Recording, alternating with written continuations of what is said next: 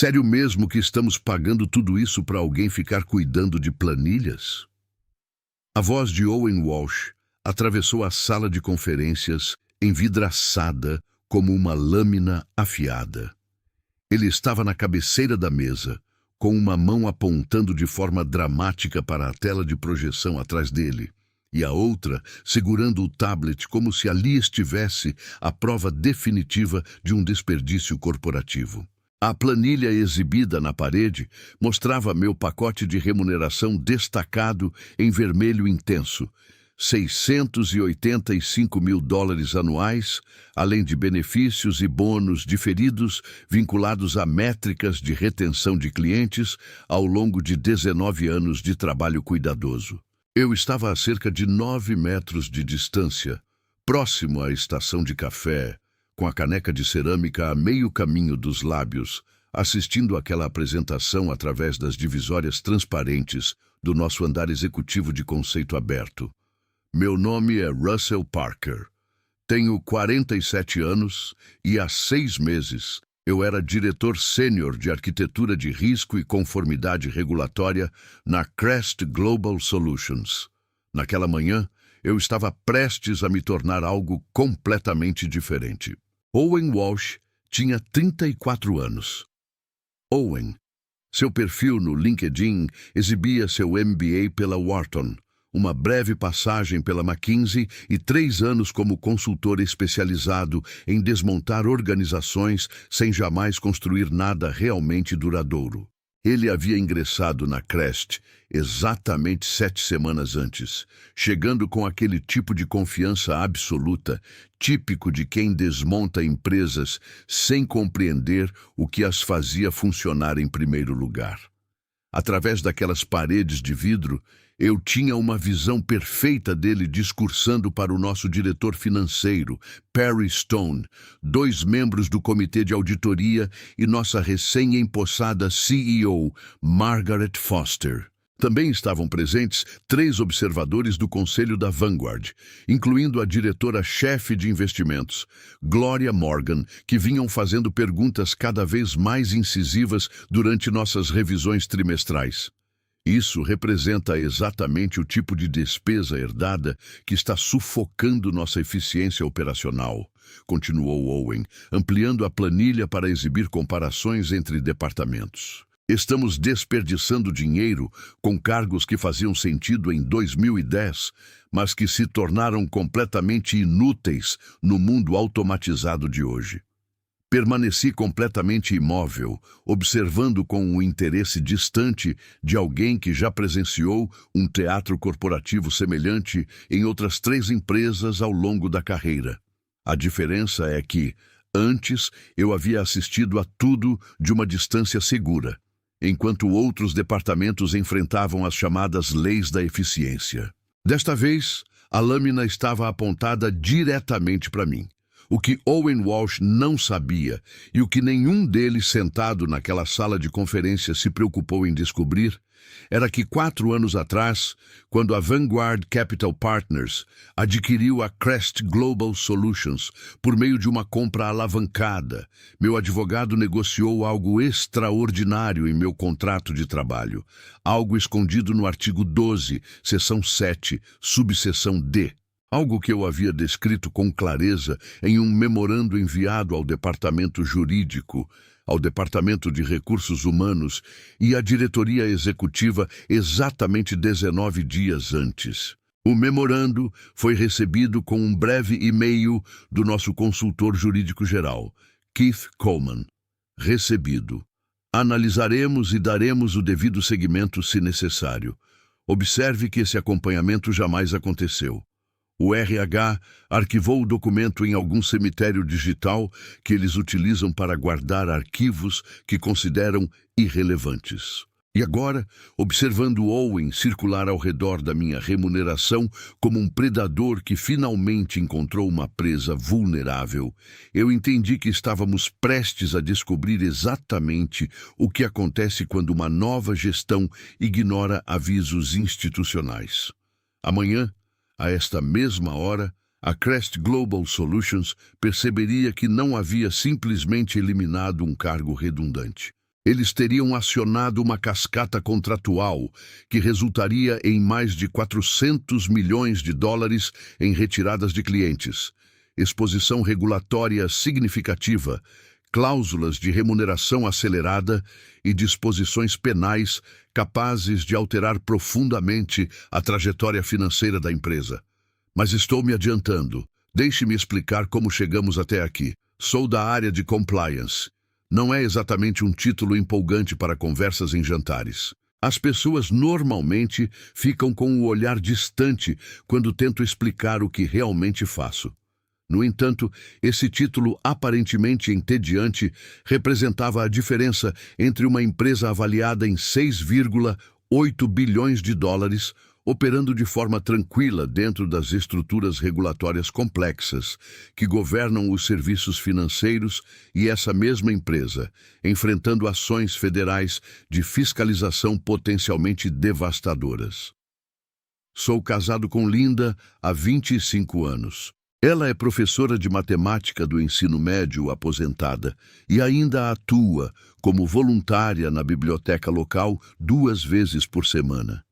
Nosso filho, Brian, tem 22 anos e está no 2º ano da faculdade em Cornell, estudando matemática aplicada.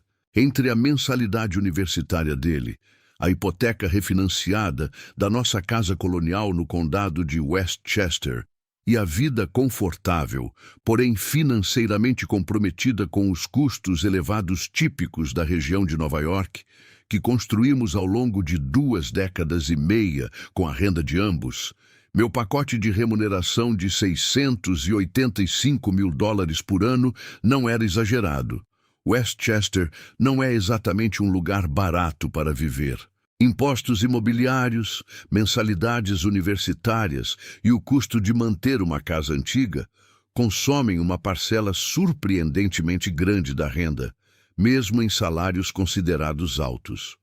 Era uma remuneração adequada para alguém que construiu e manteve a infraestrutura invisível, responsável por garantir que uma empresa multibilionária permanecesse em conformidade com as normas de 23 órgãos reguladores diferentes em jurisdições federais, estaduais e internacionais. Estudei economia na Universidade de Colômbia e depois me formei em Direito pela Universidade de Nova York, enquanto trabalhava em tempo integral como analista de compliance em um banco de investimentos de médio porte.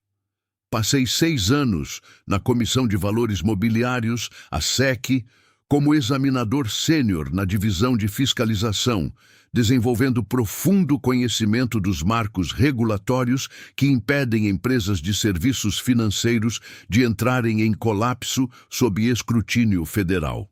Meu período na Marinha, antes da faculdade, me ensinou disciplina e atenção rigorosa aos detalhes, qualidades que se mostraram extremamente úteis tanto na faculdade de Direito quanto no trabalho regulatório.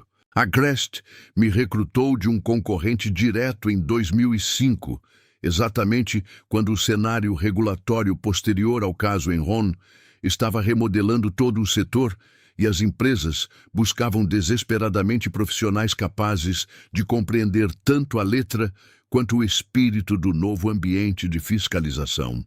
Ao longo de 19 anos, construí relacionamentos com órgãos reguladores, projetei sistemas de compliance e evitei violações que poderiam destruir uma empresa da noite para o dia. Meu trabalho não era do tipo que gerava manchetes ou fechava grandes contratos.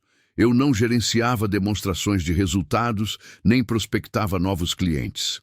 Em vez disso, eu projetava e mantinha a complexa arquitetura de conformidade que permitia que todo o resto funcionasse. Regulamentações da SEC, supervisão da FINRA, comissões bancárias estaduais, estruturas internacionais de privacidade de dados, protocolos de combate à lavagem de dinheiro e leis de proteção ao consumidor. Cada órgão regulador possuía seus próprios requisitos, cronogramas de relatórios, protocolos de exame e filosofias de fiscalização. Eu sabia qual examinador específico, em qual agência em particular, se preocupava com quais indicadores de conformidade. Eu entendia quais regulamentações tinham poder real de fiscalização e quais eram basicamente exercícios burocráticos de preenchimento de formulários. Eu também sabia como estruturar nosso sistema de modo que, quando os auditores regulatórios aparecessem para inspeções surpresa, todos os documentos solicitados já estivessem organizados, com referências cruzadas e argumentos defensáveis. Esse tipo de conhecimento não se transfere facilmente. Não pode ser condensado em um manual de treinamento, nem armazenado em um banco de dados de gestão do conhecimento.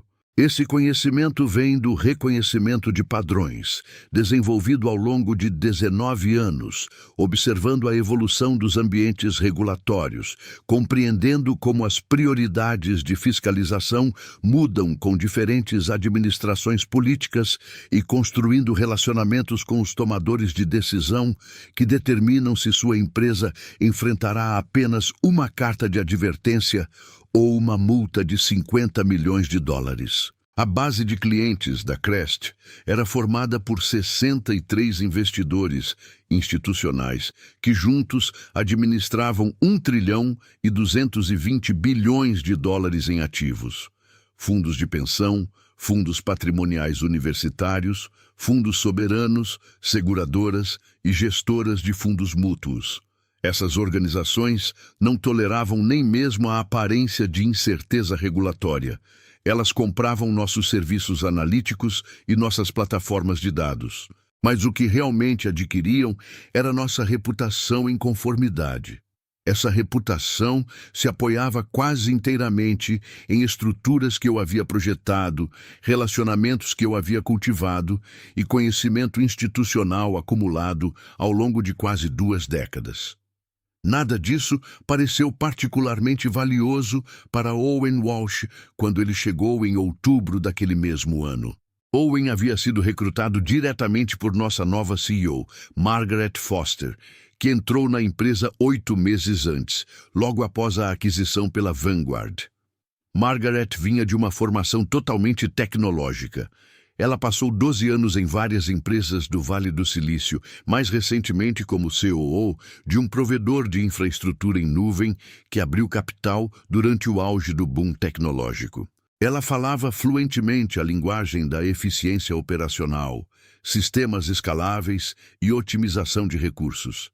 Seu vocabulário incluía expressões como estruturas de custos legadas e iniciativas de modernização, mas claramente carecia de uma compreensão profunda da complexidade regulatória que define os serviços financeiros. Owen Walsh foi a contratação escolhida a dedo por ela, trazido para executar sua visão de transformar aquilo que ela repetidamente chamava de nosso modelo operacional antiquado em algo mais alinhado com sua experiência anterior no setor de tecnologia. O problema era que a conformidade regulatória em serviços financeiros não se resume a otimizar capacidade de servidores ou simplificar interfaces de usuário. Não é possível simplesmente atualizar para uma suposta versão 2.0 do compliance e esperar que tudo passe a funcionar melhor. Conheci Owen pela primeira vez durante uma reunião geral de operações no fim de outubro. Ele estava posicionado à frente da nossa maior sala de conferências, usando um terno cinza escuro perfeitamente alinhado, irradiando aquele tipo peculiar de confiança que costuma vir de quem ainda não enfrentou um fracasso profissional relevante. Atrás dele, uma apresentação já estava preparada, com o slide inicial prometendo excelência operacional por meio de transformação estratégica. Dediquei meus primeiros 45 dias a conduzir uma auditoria operacional abrangente, anunciou ele, avançando para um slide que mostrava vários índices de despesas departamentais, comparados com o que chamou de benchmarks de otimização do setor. O que descobri representa uma oportunidade considerável para melhorias estruturais e racionalização de custos. Ele falou com entusiasmo sobre automação, monitoramento de conformidade baseado em inteligência artificial e a eliminação do que chamou de supervisão humana redundante em áreas nas quais as soluções tecnológicas já estariam suficientemente maduras. Nos slides, ele comparava nossos gastos com conformidade a benchmarks do setor cuidadosamente selecionados, empresas que ou haviam enfrentado penalidades regulatórias substanciais nos últimos anos, ou que simplesmente não existiam há tempo suficiente para terem sido submetidas a um escrutínio rigoroso. Estamos com excesso de pessoal em determinadas funções tradicionais, disse ele, olhando atentamente para os funcionários reunidos e demonstrando preocupação com as práticas atuais. Não porque alguém tenha apresentado desempenho ruim individualmente, mas porque nossa abordagem operacional ainda não evoluiu para aproveitar plenamente os recursos tecnológicos modernos. Vi várias cabeças concordando na sala. Para pessoas que não estavam familiarizadas com as complexidades da conformidade financeira, a apresentação de Owen parecia razoável, até mesmo visionária. Por que alguém não iria querer eliminar ineficiências e adotar soluções de ponta? Depois que a reunião terminou, ele se aproximou de mim perto dos elevadores. Russell, certo? Ele estendeu a mão com um sorriso que transmitia cordialidade, embora não chegasse aos olhos. Gostaria de agendar um horário com você na próxima semana para uma conversa mais detalhada sobre a estrutura e as entregas do seu departamento. Claro, respondi. Terei prazer em explicar nossa arquitetura de conformidade e os marcos regulatórios envolvidos. Perfeito. E, por favor, traga a documentação completa sobre seus sistemas e processos. Quero entender o que pode ser automatizado de maneira eficaz e o que realmente exige julgamento humano e conhecimento especializado. Essa conversa deveria ter servido como meu primeiro sinal de alerta. Mas eu havia sobrevivido a 4 aquisições corporativas, 6 CEOs diferentes e inúmeras iniciativas de reorganização ao longo da minha carreira. Eu sabia como documentar valor, como demonstrar necessidade por meio de métricas e avaliações de risco. Já tinha atravessado tempestades semelhantes antes, provando meu valor com base em dados e resultados. Não estava particularmente preocupado. Olhando agora em retrospecto, aquela confiança foi ingênua. A reunião aconteceu na quinta-feira seguinte, no escritório recém-reformado de Owen, no andar da diretoria. Ele já havia redecorado tudo. Móveis minimalistas de estilo escandinavo, uma mesa de altura ajustável e 3 grandes monitores, exibindo painéis operacionais em tempo real, que ele provavelmente não compreendia completamente. As paredes estavam vazias, exceto por seu diploma de MBA emoldurado e um pôster motivacional sobre romper com o status quo. Russell, obrigado por reservar um tempo, disse ele, fazendo um gesto em direção a uma cadeira posicionada diante da mesa. Estive realizando uma análise detalhada da alocação orçamentária e da utilização de recursos do seu departamento. Explique para mim por que a conformidade regulatória exige esse nível de investimento. Passei 50 minutos descrevendo com cuidado nosso cenário regulatório. A complexidade jurisdicional que envolve autoridades federais e estaduais. A gestão de relacionamento com 37 contatos diferentes em várias agências reguladoras. As estruturas de relatórios personalizadas exigidas para cada segmento de clientes. Os protocolos de preparação para a auditoria que nos mantiveram livres de violações e penalidades durante 11 anos consecutivos. Owen assentia ocasionalmente, fazendo anotações em seu tablet e levantando perguntas que inicialmente pareciam ponderadas, mas que aos poucos revelavam lacunas fundamentais em sua compreensão da nossa realidade operacional. A maior parte desse monitoramento não poderia ser realizada por meio de plataformas já existentes? Perguntou ele, aproximadamente na metade da minha explicação. Fui informado sobre diversos fornecedores que oferecem soluções de conformidade baseadas em inteligência artificial por uma fração muito pequena dos custos atuais com pessoal. Essas plataformas são ferramentas úteis, expliquei com paciência. Elas funcionam bem para a agregação de dados, triagem inicial e geração automatizada de relatórios.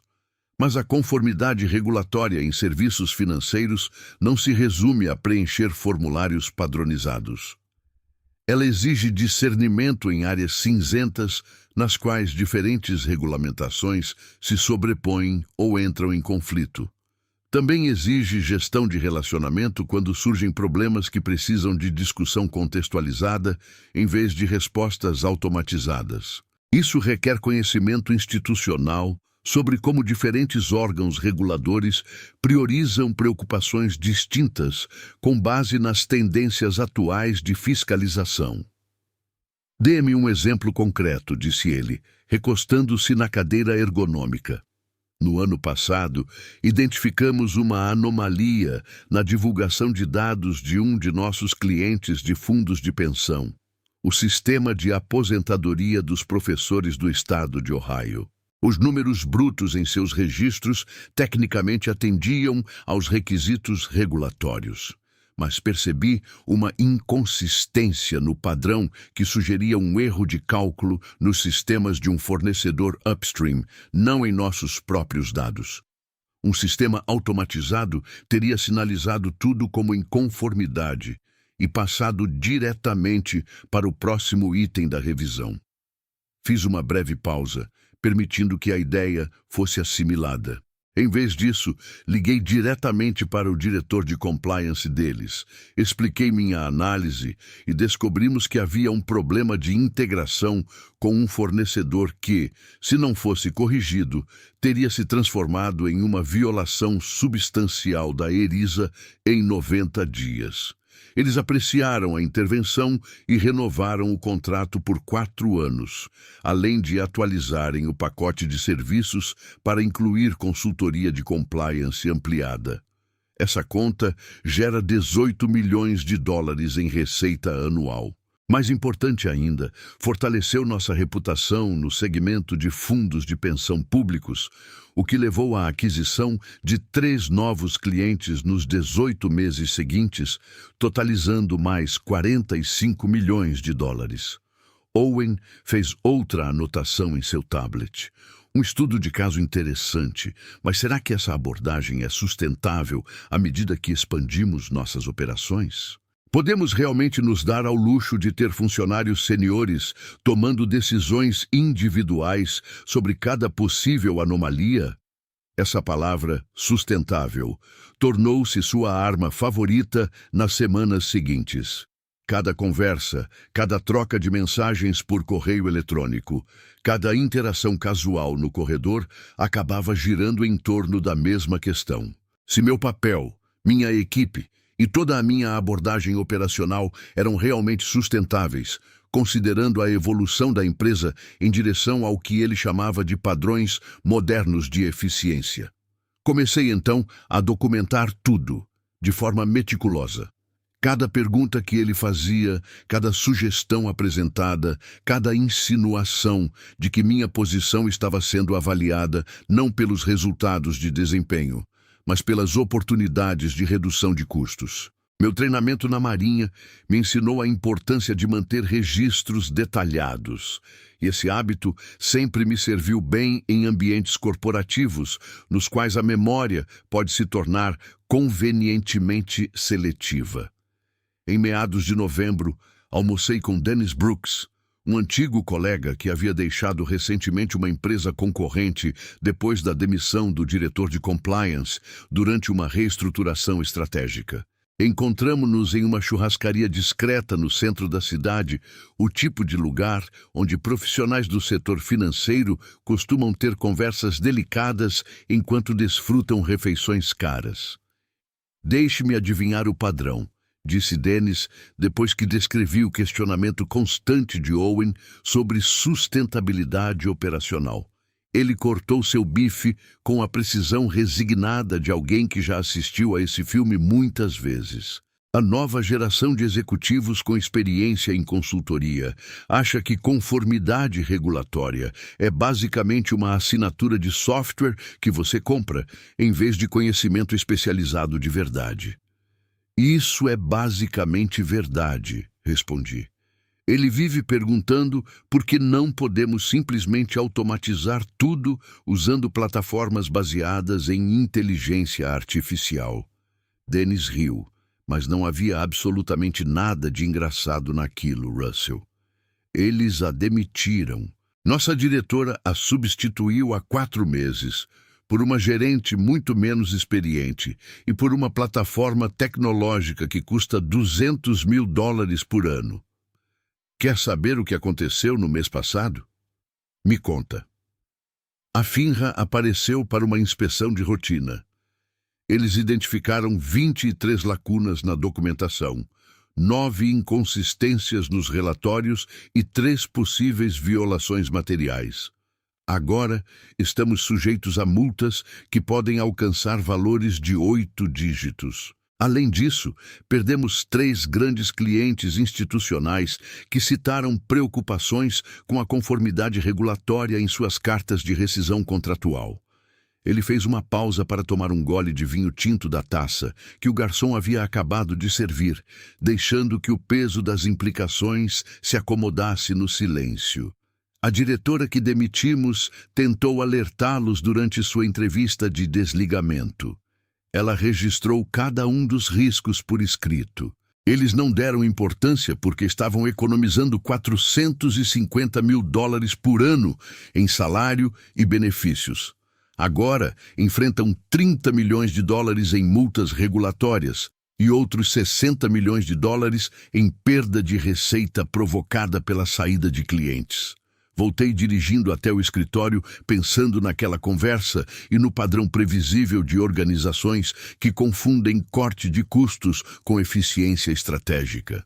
Empresas assim acabam aprendendo sempre a mesma lição da maneira mais dolorosa possível. Algumas funções simplesmente não podem ser eliminadas por meio de otimizações administrativas sem gerar consequências potencialmente catastróficas. Naquela noite, peguei meu contrato de trabalho no arquivo do escritório em casa e o li com atenção pela primeira vez em 4 anos. Linda estava corrigindo provas na sala de estar, enquanto eu espalhava os documentos sobre minha mesa sob a luz quente do abajur. O artigo 12, seção 7, a linha D, praticamente saltava diante dos meus olhos. Aquela redação havia sido negociada pela minha advogada, Carol Fisher, durante o processo de aquisição da Vanguard.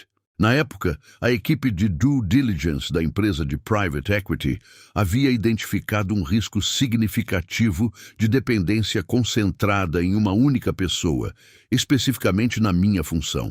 A linguagem contratual representava o mecanismo de proteção deles. Era uma maneira de garantir que, caso meu conhecimento institucional desaparecesse repentinamente, existiriam consequências financeiras suficientemente relevantes para desencorajar decisões gerenciais precipitadas. A cláusula especificava que se meu cargo fosse eliminado ou substancialmente reestruturado sem o cumprimento de determinados protocolos, incluindo um período de transição de 240 dias, aprovação formal do Conselho, planos documentados de mitigação de riscos e procedimentos de notificação aos clientes, isso acionaria automaticamente a antecipação de todas as minhas obrigações contratuais. A remuneração diferida, as concessões de ações ainda não adquiridas e os bônus de desempenho vinculados às métricas de retenção de clientes haviam se acumulado ao longo de todo o meu período na empresa. Mais importante ainda, o contrato incluía cláusulas de penalidade caso minha saída provocasse interrupções nos contratos com clientes. Vários dos nossos maiores clientes institucionais Tinham cláusulas de continuidade que exigiam notificação e aprovação para qualquer alteração na equipe sênior de compliance. Essas cláusulas não eram meras sugestões ou preferências administrativas. Eram direitos contratuais formais, acompanhados de disposições de rescisão que permitiam aos clientes cancelar seus contratos sem penalidade caso tais requisitos não fossem cumpridos. Eu havia alertado a Vanguard sobre essas complexidades durante a fase de due diligence da aquisição. Essas proteções haviam sido criadas justamente porque a análise financeira deles mostrava com clareza o que aconteceria se o conhecimento institucional, concentrado em funções críticas, desaparecesse repentinamente sem um planejamento adequado de sucessão.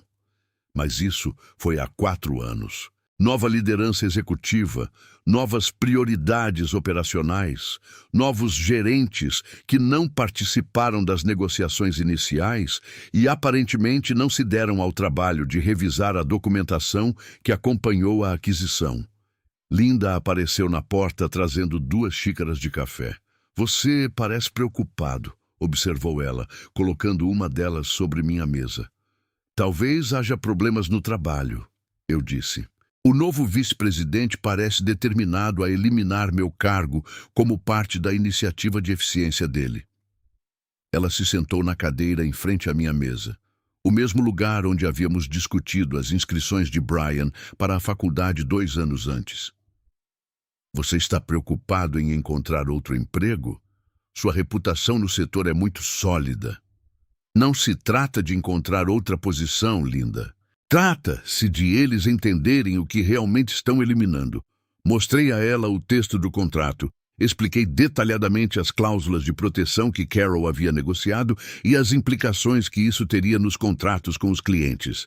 Linda leu tudo com a mesma atenção metódica que costumava dedicar à correção da lição de álgebra dos seus alunos. "Eles realmente não revisaram nada disso?" perguntou finalmente. "A atual equipe de liderança não participou das negociações originais da aquisição. Owen está aqui há menos de 2 meses. Margaret veio de um setor completamente diferente, onde conformidade regulatória significa algo totalmente distinto. Eles enxergam apenas números em uma planilha representando custos e não os sistemas invisíveis que protegem esses números contra uma catástrofe regulatória." "O que acontece se eles seguirem adiante com esse plano?" perguntou Linda. "Então eles vão descobrir o que a palavra caro realmente significa. No dia 18 de novembro, redigi e enviei um memorando formal para Owen Walsh, Margaret Foster, nosso consultor jurídico Keith Coleman e nossa representante junto ao conselho, Gloria Morgan. O assunto do e-mail era reestruturação da função de compliance direto, considerações contratuais e avaliação de riscos. Descrevi explicitamente o artigo 12, seção 7, subseção D, incluindo o texto integral da cláusula. Detalhei as implicações contratuais com os clientes, anexando uma planilha abrangente que indicava quais clientes institucionais possuíam requisitos específicos de continuidade em seus contratos de prestação de serviços. Incluí também uma avaliação de risco minuciosa, projetando a exposição potencial caso minha função fosse eliminada sem o cumprimento dos protocolos contratuais. O documento tinha 12 páginas, fruto de uma pesquisa meticulosa, e suas implicações eram devastadoras do ponto de vista profissional. Owen respondeu 90 minutos depois, por e-mail. "Obrigado pela contribuição, Russell. Vamos levar isso em consideração enquanto finalizamos nosso planejamento operacional." Keith Coleman, nosso consultor jurídico geral, enviou uma mensagem separada. "Russell, vou revisar a linguagem contratual com nosso escritório de advocacia externo e coordenar com o RH. Agradeço por ter me alertado sobre isso." Essa foi toda a resposta que recebi. Nenhuma reunião de acompanhamento, nenhuma sessão de revisão detalhada, nenhuma indicação de que eles haviam compreendido a magnitude do que eu havia explicado. Apenas um aviso formal de recebimento e arquivamento, provavelmente no mesmo cemitério digital onde haviam armazenado inúmeros outros documentos que consideravam simples ruído processual. 3 semanas depois, recebi um convite de calendário que confirmou minhas piores suspeitas. Sessão de planejamento estratégico da Força de Trabalho. Sala de conferências executiva. Toda a liderança presente. Data 6 de dezembro. Horário não especificado. Às 9 da manhã, percebi imediatamente o que aquela reunião realmente representava. A coreografia era familiar demais, porque eu já havia observado sessões semelhantes em outras empresas ao longo da minha carreira. Não se tratava de discussões colaborativas sobre desenvolvimento organizacional ou alocação estratégica de pessoal. Eram eventos de demissão cuidadosamente roteirizados, concebidos para criar a aparência de um processo legal adequado, enquanto testemunhas documentavam que todos os procedimentos corretos haviam sido seguidos. O equivalente corporativo de um julgamento público, com resultados previamente definidos e uma deliberação meramente performática. Eu tinha 3 semanas para me preparar para o que poderia ser o fim da minha carreira na Crest Global Solutions, ou o início da lição mais cara sobre gestão de conhecimento institucional que qualquer um deles já teria recebido. Sentado na cozinha naquela noite, observando Linda preparar o jantar, enquanto o sol de dezembro desaparecia cedo além das janelas, senti uma calma surpreendente. Às vezes, preparação e paciência se encontram com a oportunidade de maneiras que produzem uma clareza absoluta sobre o que precisa ser feito em seguida. Na noite anterior à reunião, sentei-me no nosso escritório em casa, revisando toda a minha pasta de documentação. Cada troca de e-mails, cada memorando, cada aviso que enviei nos últimos 2 meses estava organizado em ordem cronológica. Linda apareceu por volta das 22h30, trazendo chá e seus óculos de leitura. "Você ainda está trabalhando", comentou ela, colocando a caneca sobre minha mesa ao lado das pilhas organizadas de documentos. "Preparativos finais para a reunião de amanhã", respondi. "A sessão de planejamento da Força de Trabalho." Ela já tinha ouvido conversas telefônicas suficientes com Carol Fisher no último mês para entender que algo importante estava acontecendo. "Eles realmente vão levar isso adiante?" perguntou. "Tudo indica que sim." Ela se sentou na cadeira habitual à minha frente, sua mente prática já avaliando diferentes cenários. "Russell, aconteça o que acontecer amanhã, tudo ficará bem. A mensalidade do Brian é administrável. Faltam apenas 6 anos para terminarmos o financiamento imobiliário e sua reputação certamente abrirá portas em qualquer lugar. Eu sei que vamos conseguir nos reorganizar financeiramente", respondi. "Mas não se trata principalmente de encontrar meu próximo emprego. Trata-se de eles aprenderem a valorizar o conhecimento institucional antes que o destruam por descuido." Cheguei ao escritório às 8h45 da manhã do dia 6 de dezembro. A sala de conferências da diretoria ocupava o canto nordeste da nossa sede, no 28º andar, com janelas do chão ao teto que ofereciam uma vista panorâmica de Manhattan e do East River. Era um cenário extraordinariamente bonito para o que, no fundo, era essencialmente uma execução corporativa.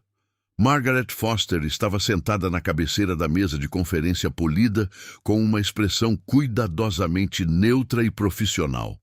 Owen Walsh posicionou-se à direita dela, com o laptop já conectado ao sistema de projeção, transmitindo a confiança típica de alguém que acreditava estar prestes a eliminar uma grande ineficiência operacional. Keith Coleman analisava alguns documentos em seu tablet com uma concentração incomum. Perry Stone, nosso diretor financeiro, parecia claramente desconfortável, ajustando a gravata várias vezes e evitando encarar diretamente qualquer pessoa. Os 3 observadores do Conselho da Vanguard também estavam presentes, entre eles Gloria Morgan, cuja perspicácia financeira vinha levantando questionamentos cada vez mais incisivos sobre riscos operacionais durante as últimas revisões trimestrais. Owen levantou-se e iniciou sua apresentação. Bom dia a todos. Obrigado por participarem desta importante sessão de otimização da força de trabalho. À medida que nos aproximamos do planejamento de fim de ano e nos preparamos para o próximo exercício fiscal, é fundamental examinar nossa estrutura organizacional com uma perspectiva renovada e maior clareza estratégica. O primeiro slide apareceu. Excelência operacional por meio da reestruturação estratégica. A discussão de hoje concentra-se em funções operacionais legadas que talvez já não estejam alinhadas com nossa trajetória de crescimento e com as capacidades operacionais modernas, continuou ele com fluidez. O slide seguinte mostrava a distribuição detalhada das despesas do departamento.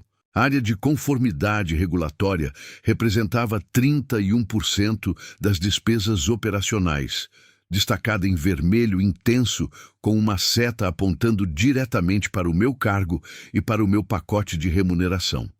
Agora, quero ser absolutamente claro, disse Owen, usando um tom cuidadosamente controlado para transmitir máxima racionalidade.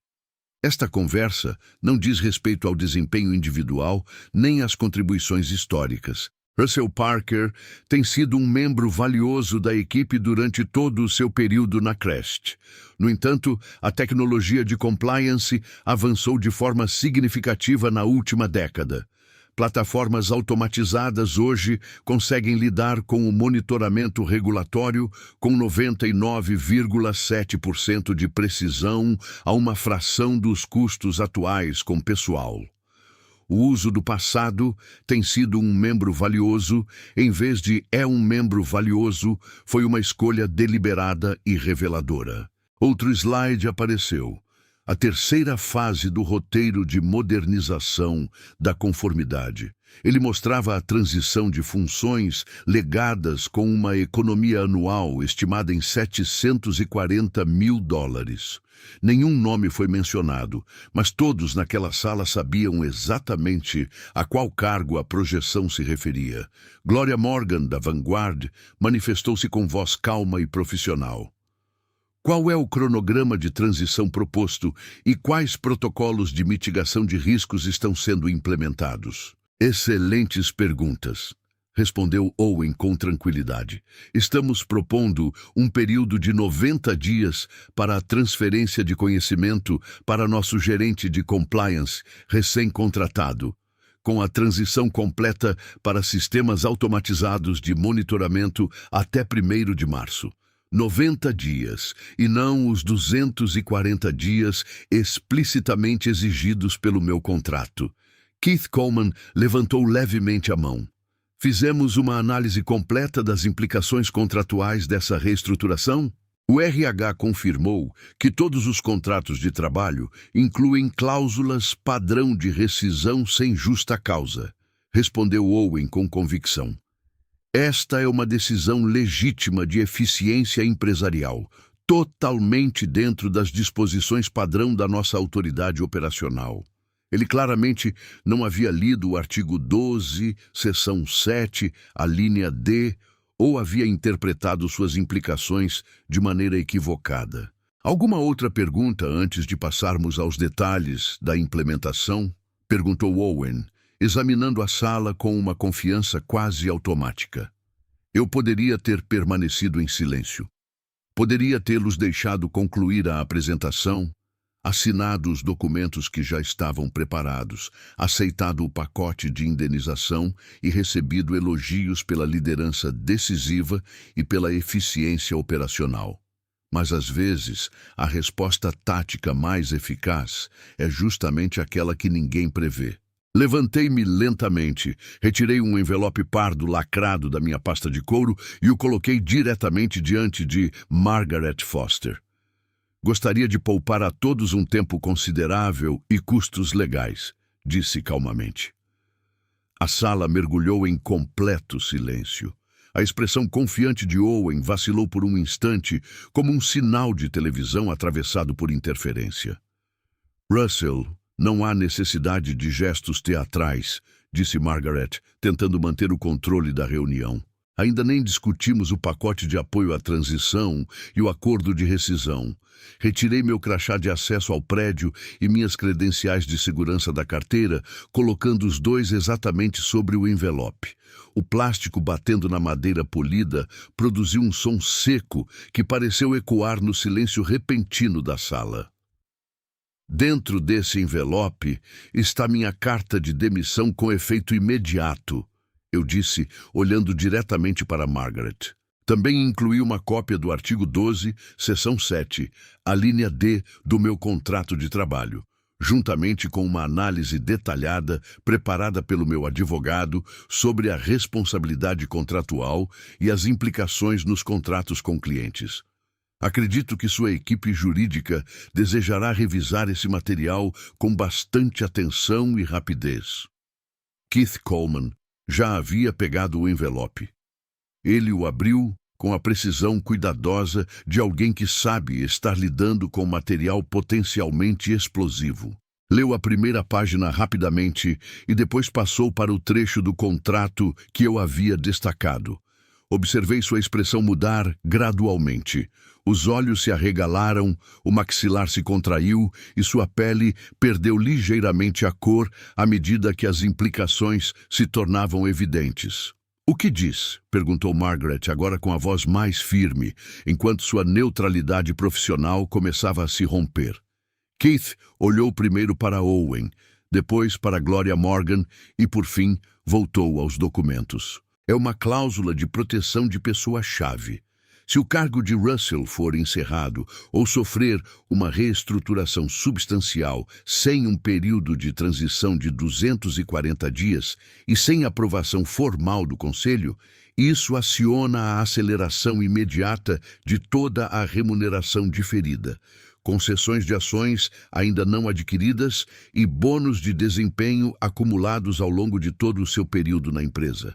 A sala permaneceu completamente silenciosa, exceto pelo zumbido suave do sistema de ar condicionado do prédio e pelo ruído distante do trânsito de Manhattan lá embaixo. "De quanta aceleração estamos falando?" perguntou Perry Stone com a voz tensa. Keith continuava lendo, com o dedo percorrendo as linhas do texto enquanto sua preocupação aumentava. 14 anos de bônus de desempenho diferidos, indexados às métricas de retenção de clientes e à avaliação da empresa, ajustes de patrimônio vinculados aos termos da aquisição pela Vanguard, além de... Ele fez uma breve pausa para reler com mais cuidado. Além de cláusulas de penalidade, caso a saída dele provoque interrupções nos contratos com clientes. Vários clientes institucionais relevantes têm direito de rescisão caso haja mudança na equipe sênior de compliance sem a devida notificação e aprovação. Owen ficou visivelmente pálido. Isso não constava no resumo do RH. "O RH não revisa cláusulas de proteção executiva", disse Keith em voz baixa. "Esses termos são negociados diretamente durante aquisições e permanecem sob responsabilidade da assessoria jurídica. Eles não fazem parte da documentação padrão de emprego." Empurrei minha cadeira para trás e me afastei da mesa com calma deliberada. Agradeço a oportunidade de ter contribuído aqui nos últimos 19 anos. Desejo a todos estabilidade e sucesso nos próximos meses. Enquanto caminhava em direção à porta, ouvi a voz de Margaret, agora firme e controlada. "Keith, qual é a nossa exposição total aqui?" Me dê um número preliminar. Não esperei pela resposta. A porta se fechou atrás de mim com um clique suave, que pareceu surpreendentemente definitivo. Quando cheguei à garagem, meu celular já vibrava insistentemente. 6 chamadas perdidas de números do escritório que reconheci, mas decidi não atender. Existe um momento muito específico depois de uma decisão como essa. Cedo demais para que as consequências se materializem completamente, tarde demais para qualquer tentativa de prevenção. Fiquei sentado no meu Lexus por vários minutos, observando a torre de vidro e aço que abrigava mais de 900 funcionários que não tinham a menor ideia do que estava prestes a acontecer nas semanas seguintes. 3 dias depois, Lance Morrison, da Vanguard, ligou pessoalmente. Russell, o conselho reconhece que houve falhas substanciais na forma como essa reestruturação foi conduzida. Gostaríamos de resolver isso da maneira mais eficiente possível. O acordo final foi concluído em apenas uma semana. $1.400.000 em remuneração antecipada, além de honorários de consultoria para auxiliar na transição adequada do meu conhecimento institucional. Owen Walsh foi discretamente transferido para projetos especiais. Margaret Foster anunciou sua saída 2 meses depois. Em menos de um mês, Susan Palmer, da Sovereign Risk Advisors em Boston, entrou em contato comigo com uma proposta praticamente irrecusável. Sócio sênior, participação acionária e autonomia total para montar minha própria equipe. Hoje, sentado no meu escritório com vista para o porto de Boston, percebo que a vingança profissional mais satisfatória não é emocional nem vingativa. Ela é contratual, documentada e completamente autoexecutável. Às vezes é necessário abandonar tudo o que você construiu para finalmente descobrir o seu verdadeiro valor. E quando você encontra pessoas que o enxergam como a solução e não como o problema, entende que tomou a decisão certa. A verdadeira lição desta história não tem relação com contratos ou vingança. Ela está no fato de que o seu valor real só se torna completamente claro quando alguém tenta descartá-lo. Às vezes, a lição mais cara que uma empresa pode receber é aprender a diferença entre o custo de algo e o seu valor verdadeiro. Essa história nos mostra que o ambiente corporativo não é apenas sobre números ou resultados financeiros, mas sobre a complexidade das relações humanas e a interpretação estratégica de cada gesto. A reunião revela como poder, percepção e comunicação moldam o destino de todos os envolvidos, mesmo daqueles que parecem apenas observadores. Russell Parker é a prova de que o silêncio calculado pode ser mais poderoso que palavras agressivas, enquanto Owen Walsh demonstra que exposição e assertividade podem controlar a narrativa e impressionar multidões. Em qualquer empresa, decisões importantes nunca ocorrem isoladamente.